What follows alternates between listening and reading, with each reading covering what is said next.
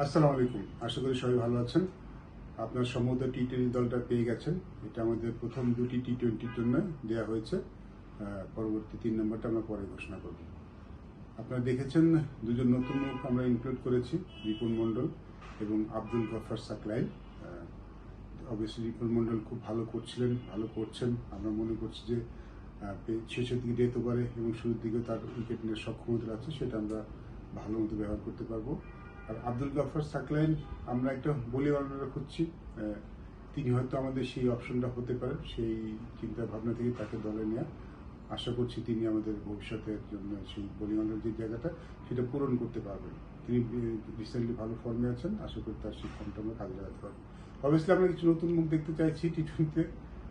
এই জন্য হয়তো আমরা একটু বিশ্রাম দিয়েছি Nahid তাসকিনকে।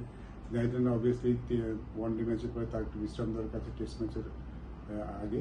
At the same time টি-20-তে আমরা কিছু নতুন মুখ ট্রাই করবো, সেই ভাবনাতেই আসে দুজনের দলে আসা। আর বাকিরা তো সাইফুদ্দিন আরেকজন অলরাউন্ডার আছেন। ব্যাটিংয়ে তো যারা আছেন তারা সবাই আছেন, আগে যারা ছিলেন, তো সেখানে আমরা তাদের ব্যাপারটা পরিবর্তন করে নিব। আশা করছি আমাদের দলটা এবার টি-20 সিরিজটা ভালো করবে। সবাই ভালো থাকবেন। আসসালামু আলাইকুম।